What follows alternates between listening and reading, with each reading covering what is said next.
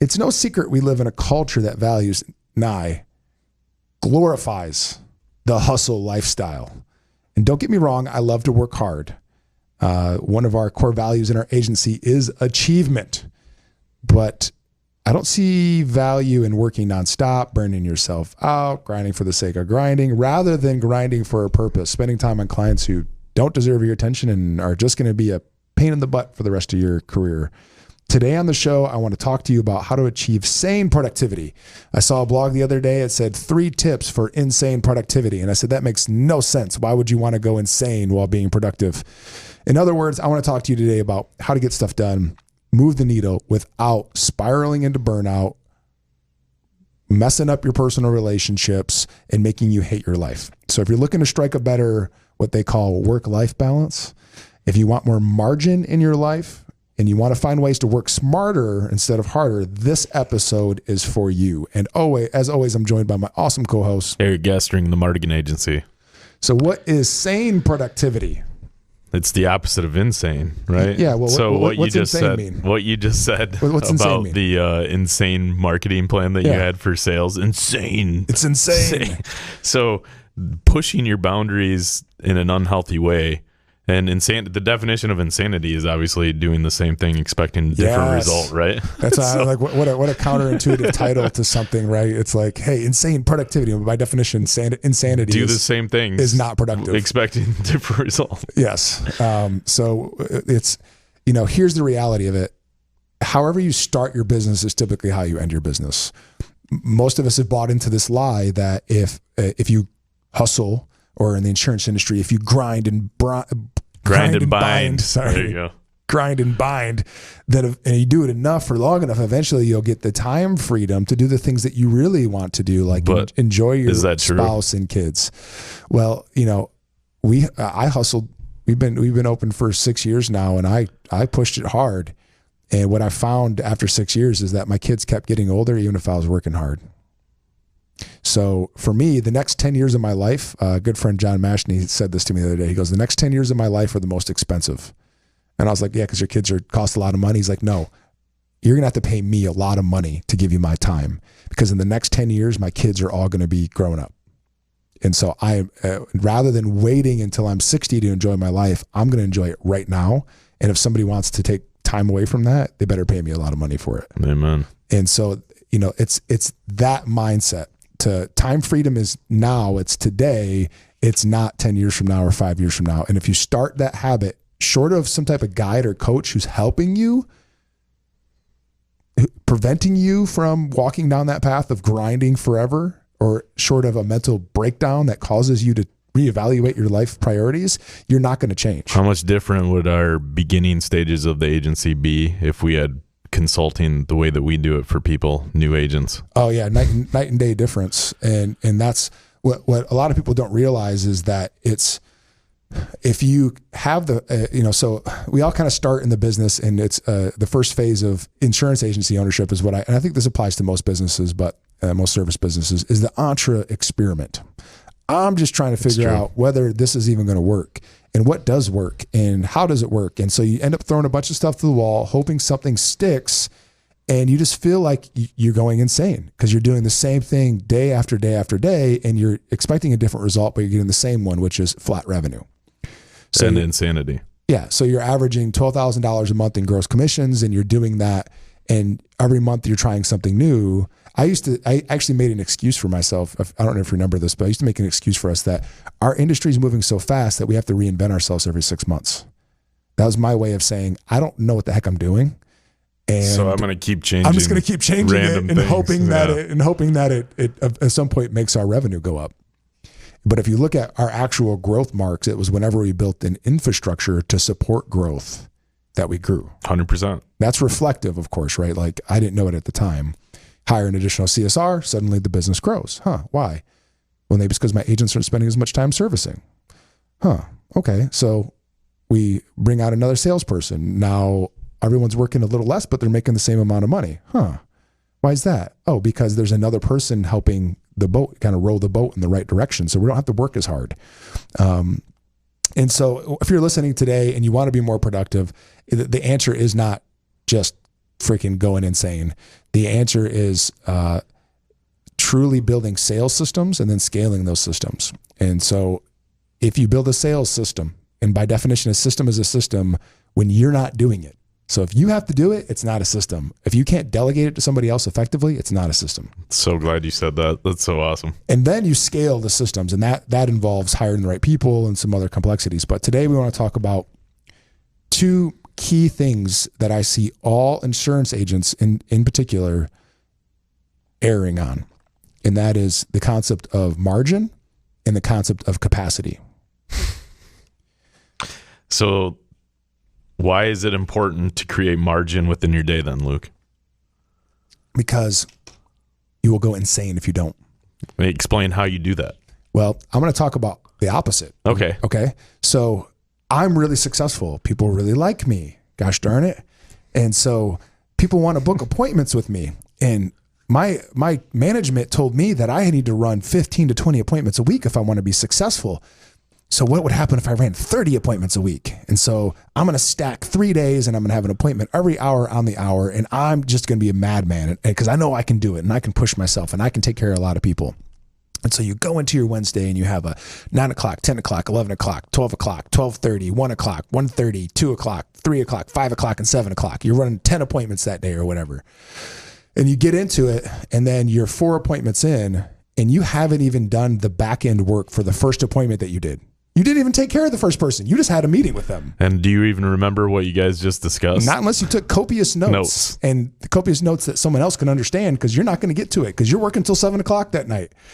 Versus I'm going to be hyper-focused on 3 to 4 appointments in a day. I'm going to spread them out and put margin in between appointments. That way, if something unexpected occurs, I can actually take care of it. Even if that includes drive time.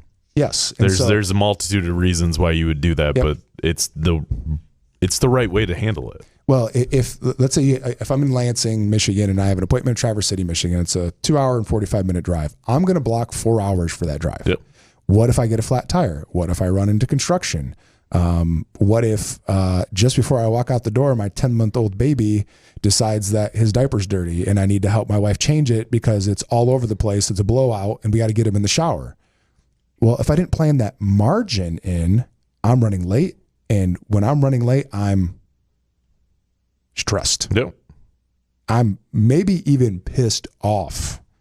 That's how I react to it. I think I do too. Some people just shut down. I get furious. Now I'm like speeding and like it's anxiety almost. Yeah, because yeah. I'm just like I want to go. You gotta go, and you can't get there fast enough, and you just feel behind all day. Yes, all because you didn't build in a little bit of margin. And so I actually learned this because of our CSRs in the past would book me like literally it'd be like you have a 10 o'clock in Lansing and an 11 o'clock in St. John's where our office is. Well, it's a 25 minute drive.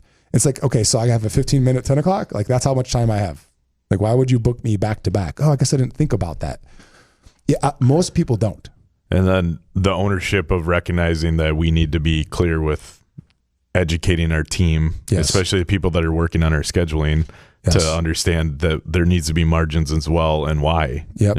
So. And so the way so we started with margin, and it wasn't truly margin. We called it's time blocking, which is a concept that a lot of people are aware of, and we've done a couple of shows in the past on time blocking, which is it's an effective way to get a lot of work done in a short amount of time.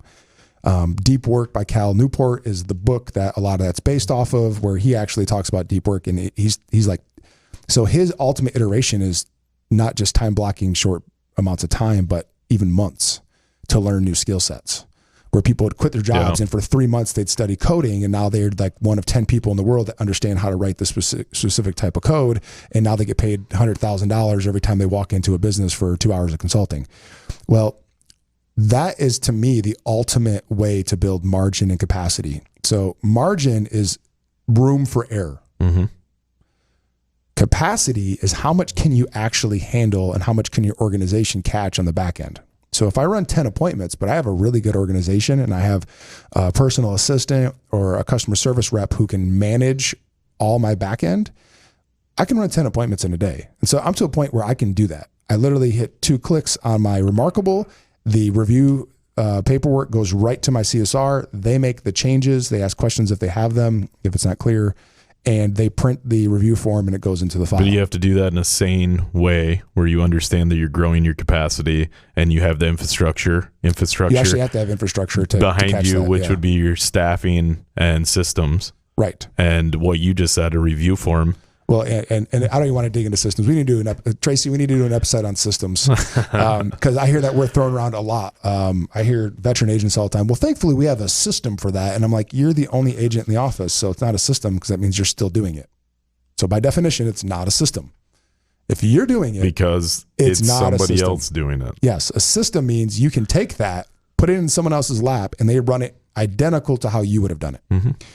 That's how which is sales systems is the second step of agency growth. The third step is scale systems. You can't scale it until you can delegate it. So once you have a sales system and you give it to somebody, theoretically you could hire 10 people to do that one system and they would all do it the same way and get the same results. Yes. And that's not, so systems is a whole other beast, but margin capacity is your ability to take on work and make sure that it actually accurately gets done on the back end. Some people have capacity issues. Yeah. I have one insurance agent I'm consulting right now. He's using another agent's staff. And his argument to me was, why would I pay my own staff if they'll do my stuff and they're pretty good at it? And you're like, because I've been there. It's a capacity issue. At the end of the day, when they have to choose between the guy who's directly their name's on the paycheck or your work, and they're at capacity, your work is going to be second. It's going to be on the back burner. And then if you have your own person and you're paying them and it comes down priority. to it, they're going to make it a priority every time. Mm-hmm. That's why you have somebody who works directly for you. Yes. Even though you work for our agency, because that person makes your stuff a priority. Because I needed systems. Yes. Right. And so now you have a process to hand information to her. It just gets done, and then the sales sold. And then fortunately, I have mentors and I had coaches that explain that to me. But you can also have a consultant. Yes. Somebody that consults you through building an insurance agency. Isn't that awesome to be able to have that? You can have a guide. Yeah. And that guide will tell you that the ultimate productivity tool is what I call day blocking. Boom. So it's an advancement over time blocking. It's day blocking. So what I've done is I've actually blocked out Wednesday and Thursday just for strategy sessions, just to our consulting process. It starts with an 8-hour intensive strategy session. And we walk away from that with a ton of information, including a 90-day plan and how to execute that 90-day plan. Well, I block those days out. Even if I don't have strategy sessions, that day is still blocked. You know why?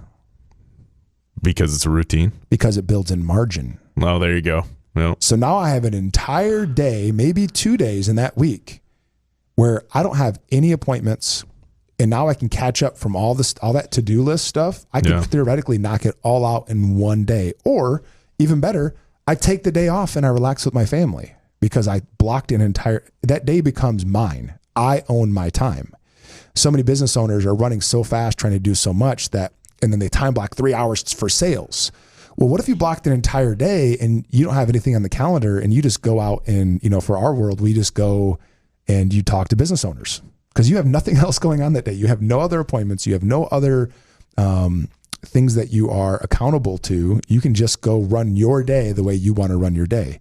And you can make the decisions on what's a priority based upon who you are and where your agency is going. Also, being able to achieve that is the infrastructure, staffing, understanding who to put in the right positions, and you can go on and on about that. Yes. But that's the systems aspect as well. You have the system set up that the staff knows that after you do a personal review, you're going to be giving them information that they're going to carry out the rest of what needs to happen, changes, adding policies, you name it. Whatever service work needed to happen. And then notes. And so that comes down to this concept, which I probably should have started with this, but if you only had, it's a concept called the 1 hour workday. One of my mentors taught me it.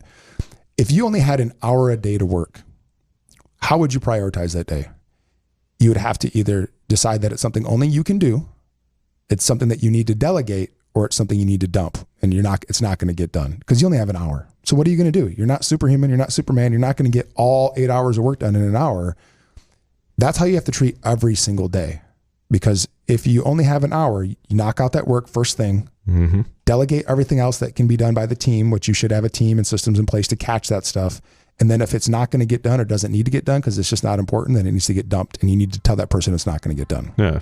So if you want more information on this, we have some awesome guides on selling virtually and that sort of thing at lsm.consulting. That's lsm.consulting.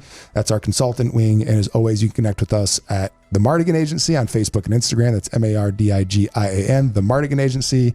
Thank you so much, and we'll see you next time on Be Insured.